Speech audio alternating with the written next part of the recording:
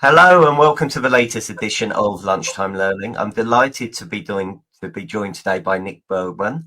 Nick is the director of Borgman Earls Property Consultants in Dublin. So thank you so much for coming on, Nick, and appreciate your time. So tell us a little bit about yourself. How did you get to be an agent over there in Dublin? Okay, well, thank you very much for having me. First of all, Stephen, it's an honour to be in your company. I've watched many of your lunchtime learnings over the last year or so, and to find myself on one is as I say, quite an honour. So I've a fairly long career, I suppose. You could look at it in estate agency, although I still sit here feeling as though it's still only just starting. But I started back, like most people. You talk to agents, how did they get into the business? Totally by chance or opportunity at the moment.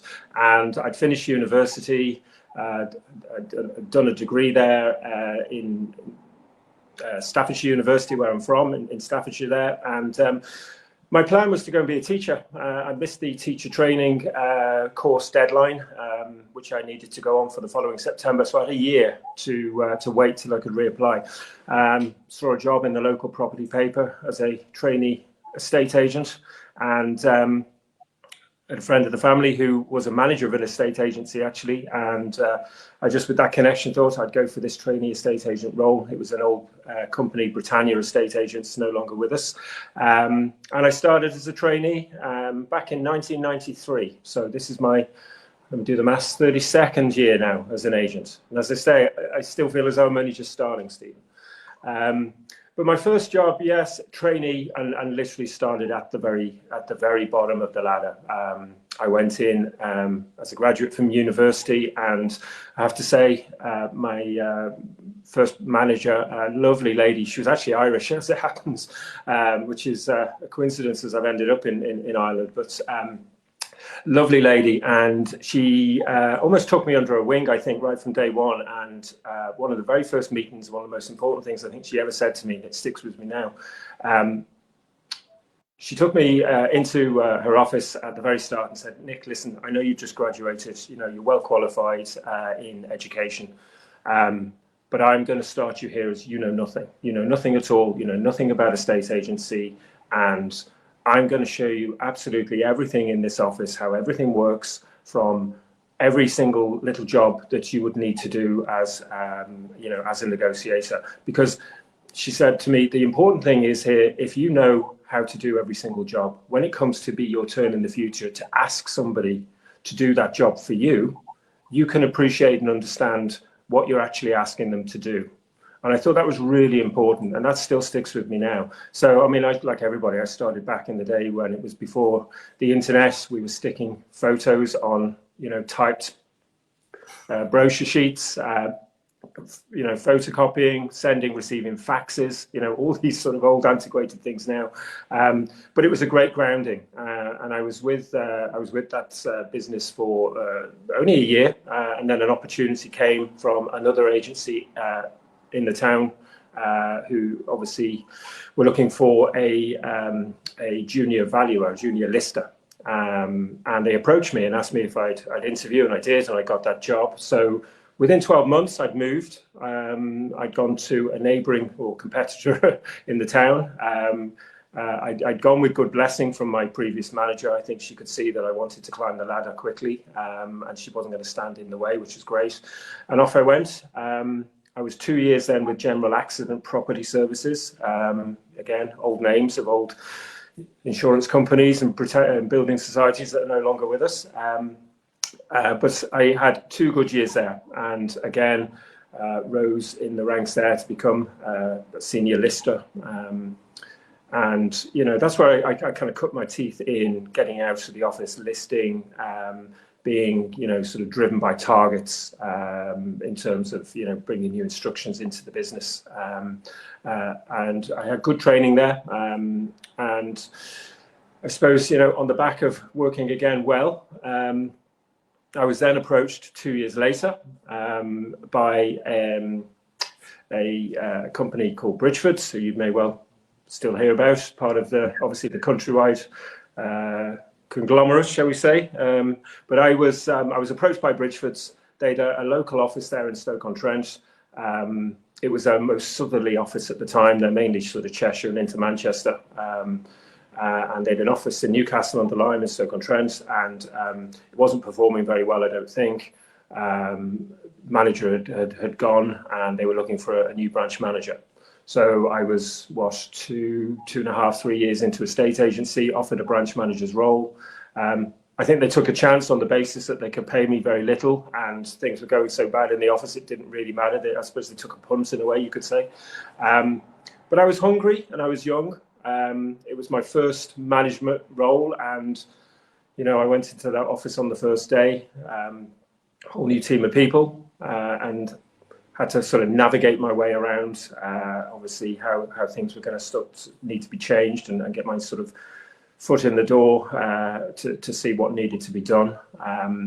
And we built a new team very quickly, actually. I think a lot of the the older staff, we sort of had to make decisions which were not easy, especially when you're only 25 and you're dealing with people who are a little bit more senior to you, shall we say, in terms of age. But decisions had to be made because we wanted this to work. And I think that's the very important thing for me, that I've always followed through as well, is having the right people with you on the journey. We talk about this. There's a bit of a phrase that's been used a few times in the past, and I heard it recently again. An Irish agent who's written a book, Regina Mangan. She's very, very prominent here in Ireland. She wrote a book last year, and one of the terms in her book that she and I hadn't heard it for a long time till I read her book, was having the right people on the bus. And I started that management journey with, I suppose, a phase of making sure the right people were on the bus with me. And when you're talking about the right people on the bus, you're talking not just about your staff members. That's the most important, I suppose, starting point, to get the right people with you, people who are of the same worth ethic, people with the same mentality as you, people who were hungry, who wanted to achieve, who were reliable, trustworthy, all the right elements is building that team of people around you. And I did that. And we had a very young team there in Bridgeford, but it was a team that wanted to not be bottom of the the league table of the 50 offices. It was the team that wanted to climb, and we did that. And we over the years, through 5 years with or 4.5 years with Bridgeford's, and we moved from being the most sort of loss-making office to the third most profitable in 4 years out of 50, which at the time, it was exciting. We could see the progress we were making. We were only topped by the Manchester City Centre office that they opened, and also they'd a stronghold, the Wilmslow office, which was always doing well. But we, through hard work, and it was through growing, it was through basic estate agency, Stephen. It was through growing the business in stages. It was looking at the stock levels that we inherited, what we had on, what out of that stock are we actually able to sell? What is sellable? What isn't sellable? What's the dead wood that we just don't need but is taking a lot of time to service? And then we looked at what we were bringing on. We did a lot of canvassing then in the areas we call, leaflet dropping, targeted leaflet dropping, and created an actual program, a diary of over a period of months of targeted streets, targeted areas where competitors had properties, where we'd sold properties. We knew they were selling well in that area if we could get them. And we would blanket canvas, which would include sending leaflets in specifically to other agents. But then we would follow up again in about 2-3 weeks to the same same properties with another leaflet. But it was a little follow-on story from the first leaflet. Has your agent contacted you since you received our last leaflet? ? And that was it. Nothing else. But it, sow seeds. And then a third leaflet, another 2 or 3 weeks later, how long are you going to leave it? ? And it didn't work all the time. But what it did do, it really built our stock. And it built our stock with motivated sellers, because the sellers that came back to you and responded to those leaflets were sellers that had been sitting on the market, were not getting a result, maybe weren't getting the service they wanted or needed from the agent or the attention they needed. But they were obviously motivated. Otherwise, why would they come back to us on the back of the leaflet? that worked, and that was consistent over a number of years, and we just kept going with it. You know, in that time still, there was no social media, there was no personal brands, there was no other way of getting your branch out there other than pounding the streets. And it's funny, when we set up the business here in Dublin, and set up my own business here 10 years ago with my business partner, the first thing we did was target, pound the streets, leaflet, canvas, you know, and we built up a lettings and managed portfolio property very quickly again. So, you know, people were saying to me, Nick, does that still work? And it does, but it does if you keep doing it, if you're consistent and you have a plan. Not that it's ad hoc when you remember, oh, I haven't canvassed there for you know, a couple of weeks, I better go and do it.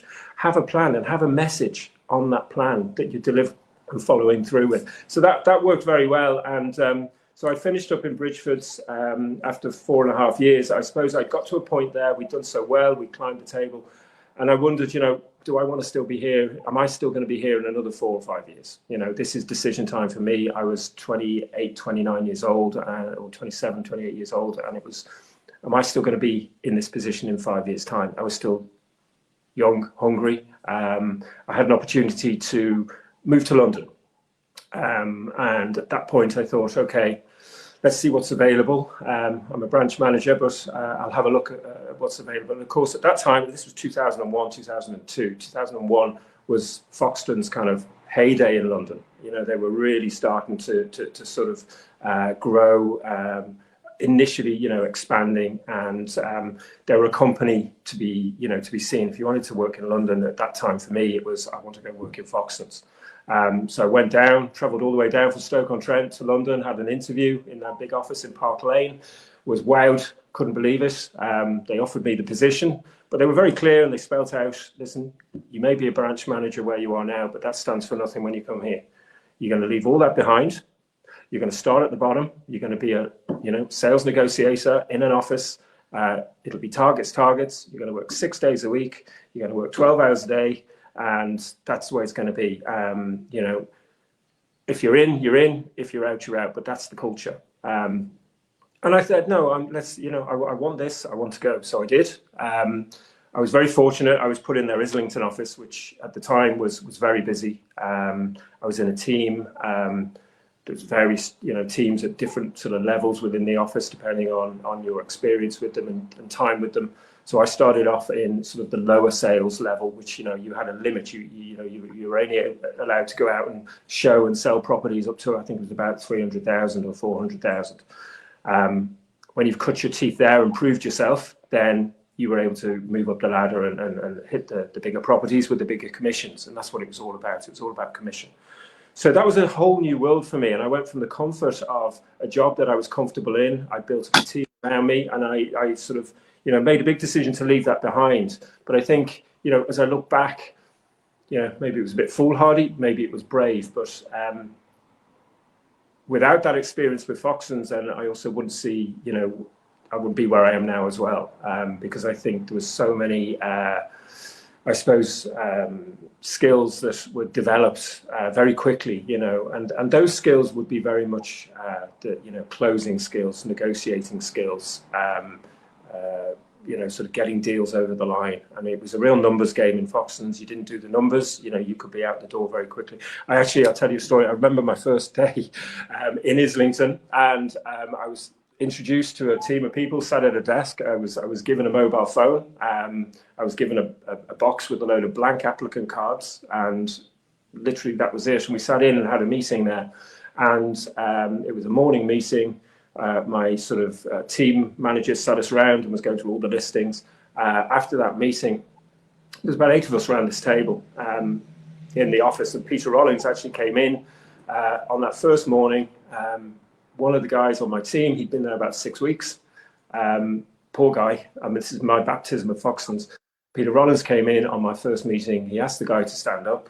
He took him to the side in the office, took his phone off him, took his car keys off him, and said, "Thank you very much. I don't think Foxtons is for you."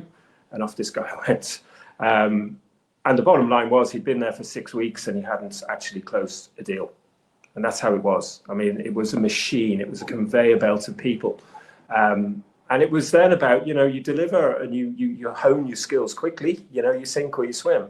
And I wanted to succeed. I'd given up a lot to come down and make it work for me. And I did. But I'll hand on heart say it burned me out. So after a year, I was starting to think, okay, listen, Nick, you were a manager before. You've really improved your skills now. I was in London. I'd established a base. And an opportunity came for a branch manager job in an agency on the Mile End Road in Bow. It was an agency called Douglas Allen Spiro. Again, an old agency name, but they were a subsidiary of Arran Estates, who were in the sort of south, east of London, Essex, and into Kent mainly. And the opportunity there reminded me very much of the opportunity at Bridgeford's back, those years earlier. It was an office that was probably one of their sort of poorest performing offices at the time. They were looking for a new manager to come in, and obviously I saw this sort of synergy between what I'd done there before with Bridgeford's and what the opportunity was. So I took it. And within 2 years working there, and again quickly sort of establishing a good team around me, again we turned a loss-making office into a very profitable office. A lettings arm was added into the office, as well as being a sales agency as it was initially. We added a lettings office as well, and very much turned that office around in a short space of time. And then I suppose at that time again, I was early 30s. I hadn't taken a break since I'd finished university. I'd done 10 years solid of a state agency, and I thought I need to take some time out. And the opportunity came. I went off. I travelled for 8 months. Totally left the state agency behind, shall we say. I didn't go and find myself, but I did clear my head and sort of worked out where do I go next. And I came back after my travels and decided, okay, do I want to be on the coalface? Do I want to be in mainline estate agency, or is there anything else in the industry I could get into? So I came back and joined a company called Legal Marketing Services, who were based up in Cheshire. And I joined as a business development manager. And Legal Marketing Services was a company that effectively sold conveyancing to estate agency firms. They had law firms set up to deal with mass conveyancing, and my job was to go around to estate agency firms in the West Midlands, chat to the owners, and see, could we get them to refer clients into the conveyancing services that Legal Marketing Services were offering. So that was the role. Enjoyed that. Did well there. After 6 months, I was promoted. On the back of sort of moving forward in the area that I was in. It was a growing company, and I was in fairly early, so I think that's why things moved quite quickly there. But I became a regional manager, which meant more travelling. I was covering sort of north of England, Scotland, and Northern Ireland. I had a team of business development managers behind me in those areas, and again, managing them remotely was my first experience there of, I suppose, a team that I would have to log in with, check in with remotely, rather than sitting around the desk in the office as the old estate agency would have been. But it was the same process. It was about setting the right targets with them, encouraging them, explaining, what their targets were they comfortable with them, how are we going to achieve these targets, do you need anything from me, what sort of training do you need, and then following through with obviously reviewing their performance, how they were getting on against targets, through. But it was all done remotely, so it was sort of pre-COVID working remotely, but it gave me an experience maybe of what was to come down the line. I ended up in Dublin. I met an Irish girl, and I was in Dublin. I met an Irish girl, as I found out many people do, and we had to make a decision between us. Things were going well, and it was a case, okay, do you move to it? Do you move over to me in the UK, or do I move to Dublin? For me, it was a no-brainer. I mean, who wouldn't want to come and live in Dublin? It's as good as it is when people arrive at weekends and have a great time. It's like this all the time. But no, I said, listen, my skills are very transferable. I've got a good background. Of course, there's a property market in Dublin. Of course, there's agents in Dublin, and I made inquiries, as to any positions available. And I was actually offered a really good position with Sherry Fitzgerald. And Sherry Fitzgerald are the largest estate agency group in the Republic of Ireland. And they are a mixture of a company that owns a number of offices around Dublin, a number of estate agents' offices, but they built a franchise network across the whole country. And they, at the time I joined them, had just under 100 offices across the whole of Ireland that were franchised. And obviously, to assist the franchise owners, Sherry Fitzgerald employed business development managers to work with them and be the communication between the Dublin office, the head office, and assisting then the owners. They were franchised owners. It was then going into their offices, sitting down with them, helping them plan for their year ahead, helping them set targets, helping them to look at different income streams that they could be bringing into the business, helping them develop the business literally as development manager role should be. And I looked after their offices down in County Cork, County Kerry, beautiful parts of the country. And I also looked after their lettings franchised offices as well, because their lettings offices were purely franchised. They didn't own those, even though they were based in Dublin. So I was with them for 3 years. Very enjoyable, great team, great group of people. Unfortunately, then we had obviously the big downturn in 2008. Market collapsed. The Celtic Tiger in Ireland came to a grinding halt. And with any big companies, obviously they had to start looking at ways of, consolidating. As I was one of the newer guys in, even after 3 years, my position had to be moved sideways. And I moved back into estate agency again. And I was back on the coalface with Sherry Fitzgerald Lettings in Dublin, which was a fortunate move, I have to say, because when you're faced with having to sort of almost reset and start again. Sherry Fitzgerald Lettings was a business that I'd worked with as their business development manager. I knew the owners of the business.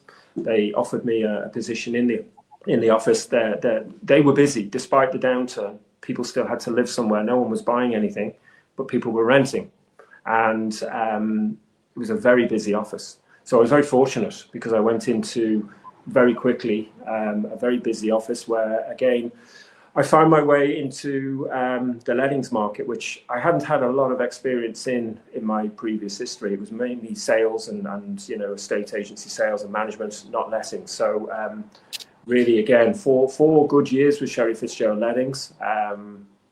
And it was at that point then, myself and a colleague at the time, Trainee Earls, Tracy actually, we decided, we could be doing this for ourselves, We'd 5 years experience, in lettings in Dublin. Myself, Tracy had longer. She'd been there much longer than me.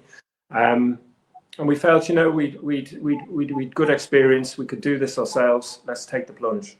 So myself and Tracy, we set up Borgman Earls 10 years ago as a lettings and residential lettings and property management business. And we've never looked back, I have to say.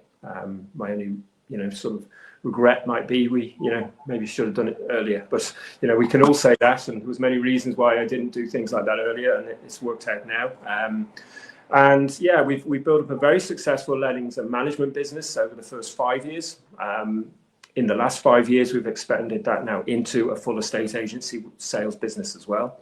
And yeah, I mean, as I said to you at the very start of this very long history of my life, I feel like I'm starting again, even though I'm 31, 32 years in the business. It feels like I'm still starting again. I've still got the same hunger, the same sort of competitive nature. And it's a nice place to be. It's a nice place to be. Selling and renting properties in Dublin city centre is not a bad way to spend your life. So that's right. me. God blimey, I've got so much to unpack. Okay, so let's start from where we are now then, and maybe we go backwards a little bit. Sure. Okay. So I'm setting up my own agency. I'm starting today. I'm going into the lettings market. How do I go and find some landlords? And if they're landlords that I do have that are let only, how am I going to convert those into fully managed? So what tips can you share? Well, basically, I suppose, from the conversation we've had already, when we set up the business, I mean, we left the company where we'd worked for. I'd been there 5 years. Tracy had been there for 8 years. We were known in Dublin. Our names were known. So we set up a company deliberately with our names. It wasn't anything fancy. It was Borgman Earls. My name's very distinctive. Tracy's name is the same. And we set up with that name because, it is us. It's our company. It's our name above the door. People will maybe know those names. They'll recall those names. And over time, people came to us because they'd remembered the names. But I set up the business having had the experience behind it. And one of the things that would happen is that, even when I was with the old company with Sherry Fitzgerald, people would phone me on my mobile. A landlord would phone me and say, Nick, you let my property for me a couple of years ago. It's come available again. Would you mind looking after it? And they would phone me on my mobile. They didn't phone Sherry Fitzgerald office and ask for Nick. They phoned me because obviously I dealt with them personally at the time. So, I suppose to begin with, we set up knowing that we were established as individuals, even though our company was new. So we were able to generate a lot of stock that way. People came and found us and came to us. But the most important thing we did, Stephen, as I said at the beginning there, is that we spent a lot of time identifying areas that we wanted to be in. And we went out, we produced leaflets, we produced,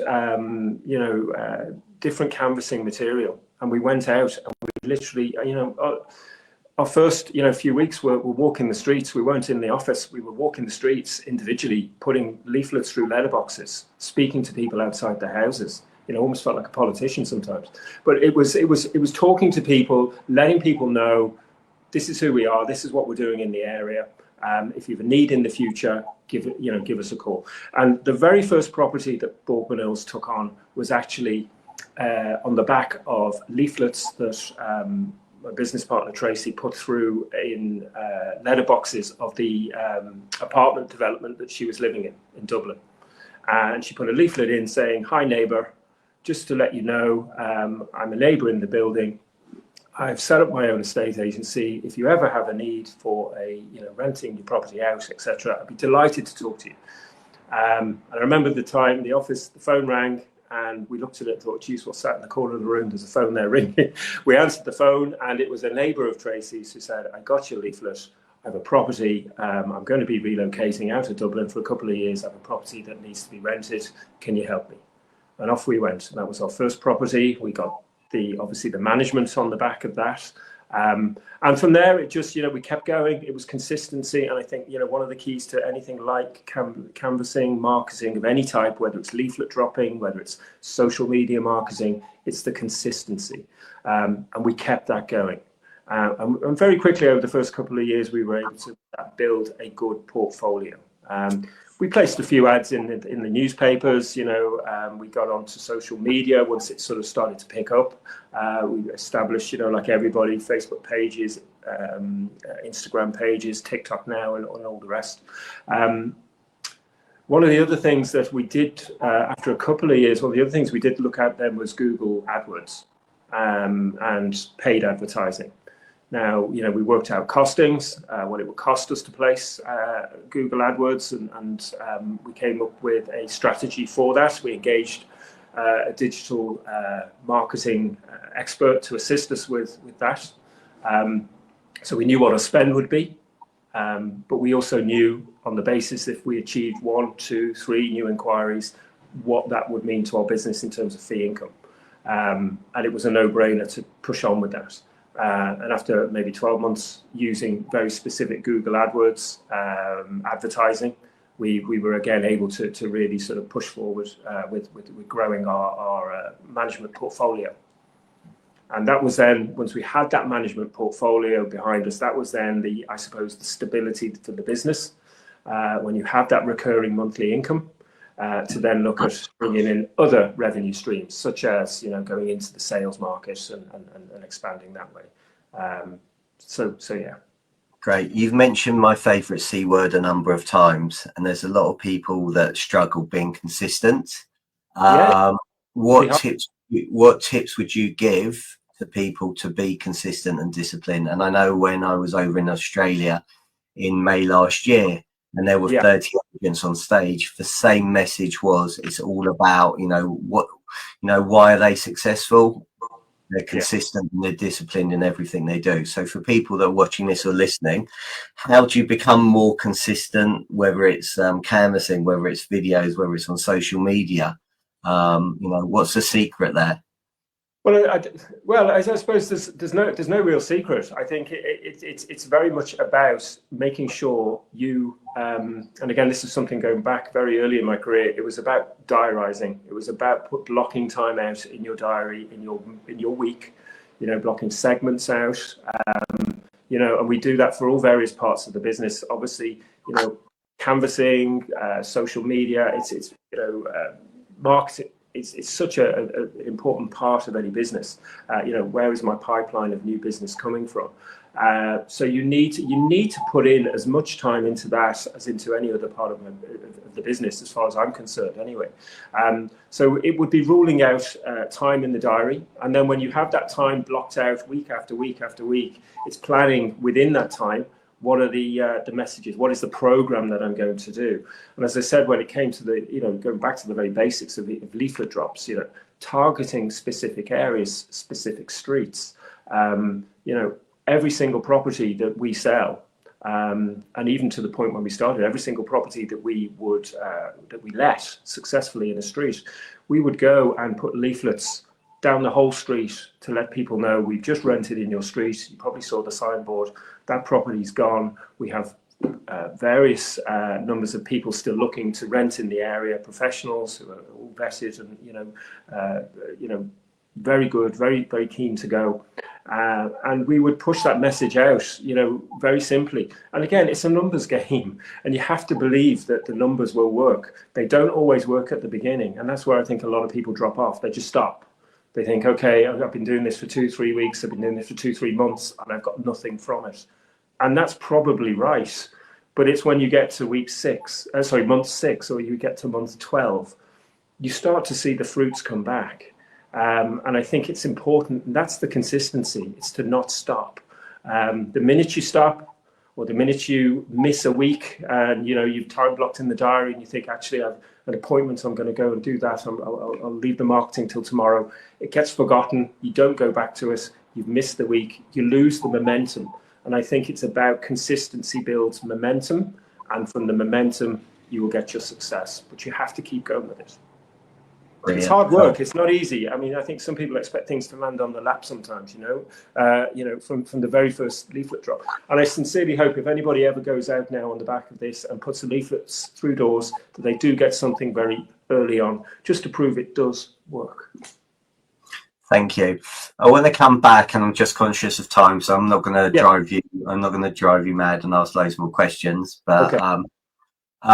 I want to talk about Foxtons and Foxtons negotiation. And you talked about, you honed your skills on becoming a better.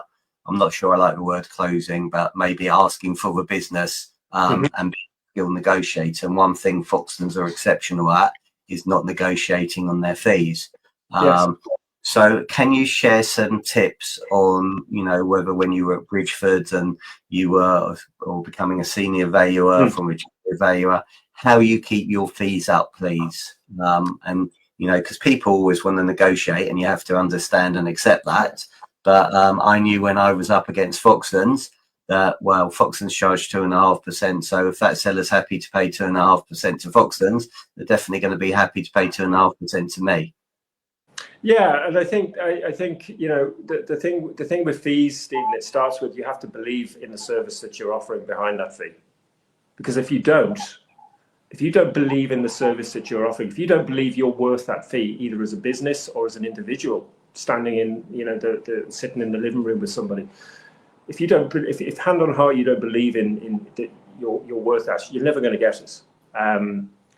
I think you've got to set your sights higher, maybe believe that you are worth more than the fee. I mean, you're handling someone's biggest transaction usually, or one of their biggest transactions in life. And I think, you have to explain the process to them. I mean, there's different ways of doing it. I remember a lot of closes and techniques, sort of through training through Countrywide and Bridgeford's, in terms of, you start closing almost from the minute you start any type of presentation, and you're using these little testing closes like a ladder.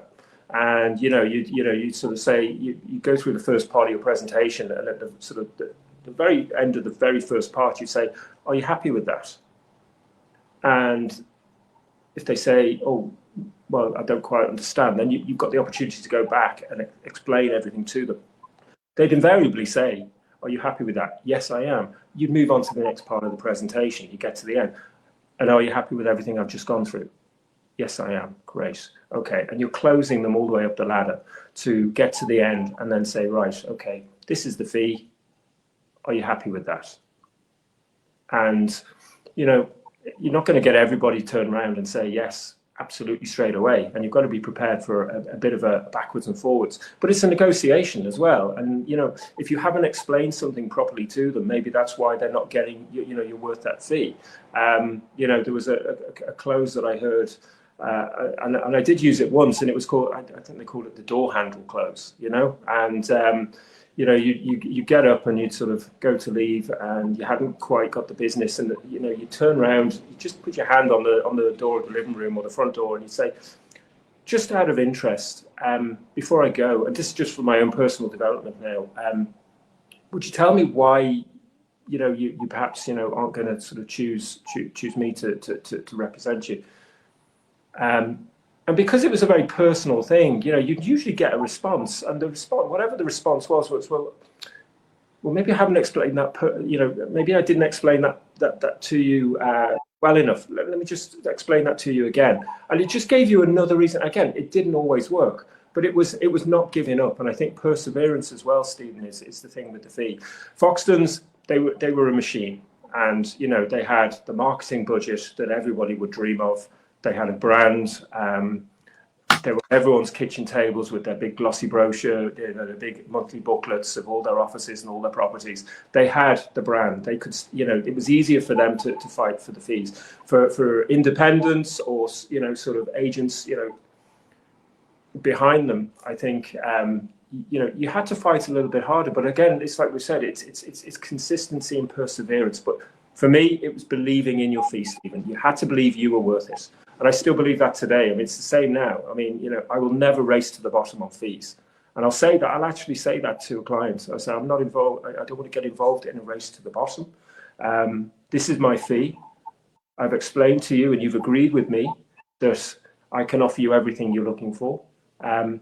So, let's move forward with this. You have to believe in it. If you believe in it, you will achieve it. And out of interest, what are you charging on the sales side in Dublin? In Dublin, we're very low. We're very low. At the main agency, we're talking in London there, 2.5% for Foxtons and maybe 2% or under, 2.5% for everybody else. In Dublin, I think the highest sales fees are around 1.5%, and there's a fight for 1.5%.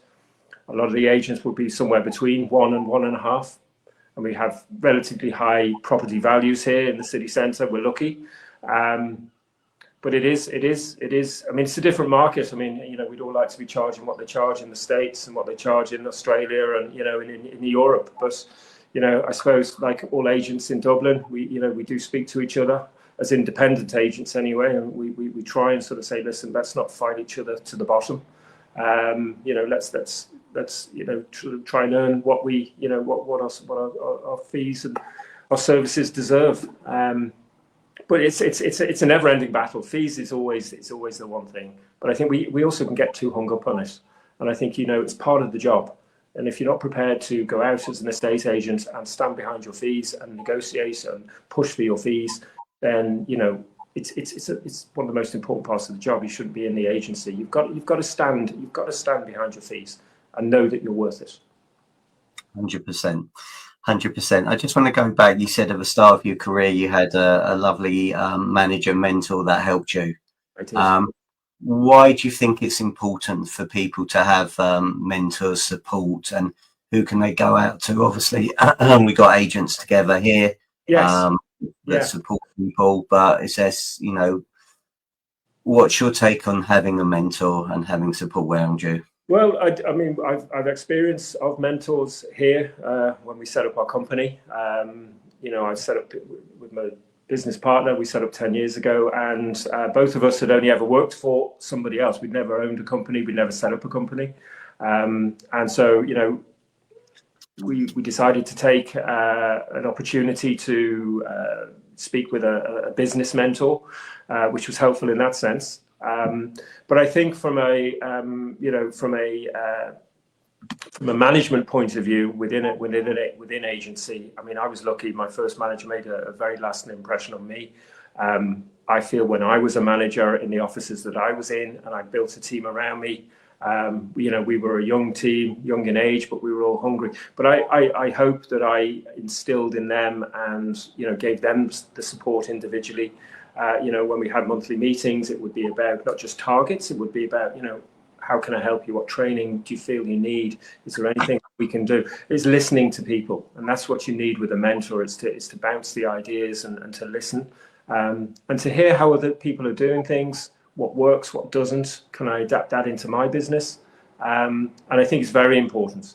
And it's something even now, there's, we've talked about it here, that, we're maybe going to look at that and seek a mentor for ourselves in terms of scaling our business even further. So I don't think you ever stop requiring that little bit of outside assistance and help to bounce ideas, if nothing more. One final question, Dublin.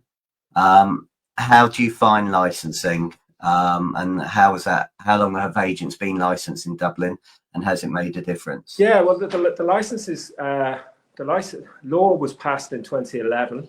And licenses came into effect in 2012. So we've had them now for 12 years into 13 years.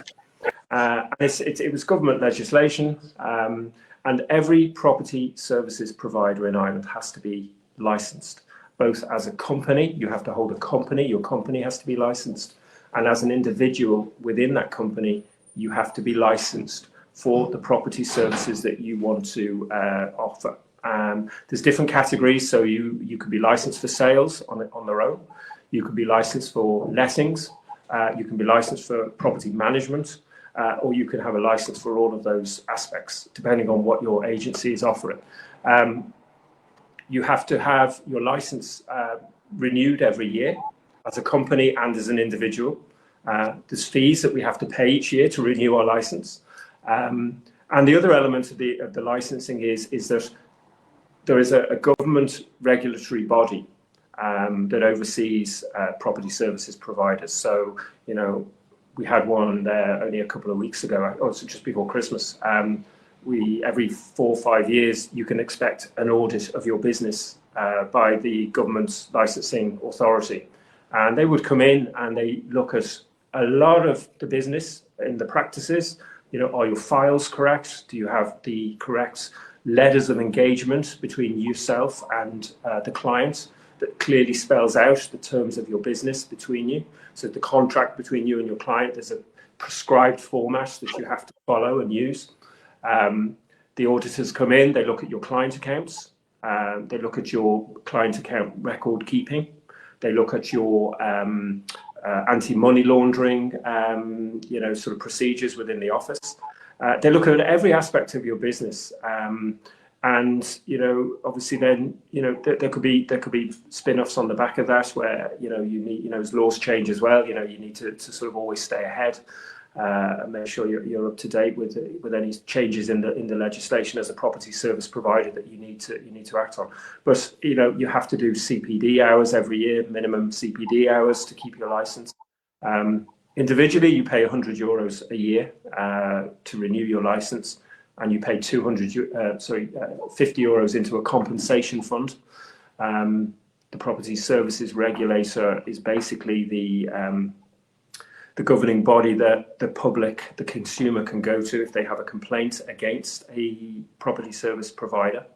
And if you're acting in any sort of property service role in Ireland and you're not licensed, and you're caught on the back of that, then there's no you'd be convicted, and there's fines that are unlimited fines, and this is all written in the legislation. Now, what that did 12 years ago was that really, I suppose, didn't shake up the industry, but what it did was it really sort of saw the end of those people who set up quickly on the back of feeling, you know, I can make a bit of money out of property, and it really has. I have to say, you know, we're stuck with it. We live with it.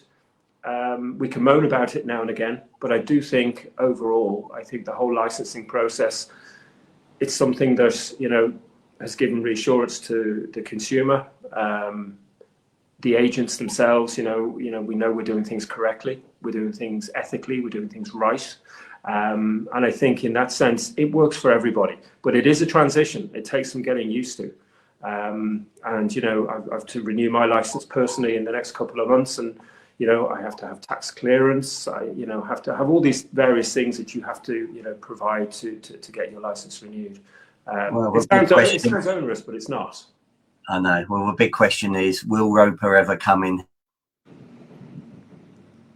here? Will the wait and see? Nick, thank you so much for your time. Really appreciate it. You shared loads of if people want to get hold of you, how do they do that? Well, I'm very visible on LinkedIn, on the usual sort of social media channels. Our website is www.borgmanearls.ie. Be happy to speak with anybody who has any questions. Brilliant. Well, perfect. Thanks very much, Nick. Thank you, everybody, for watching. Until the next one, have a good day. Bye. All the best. Bye-bye.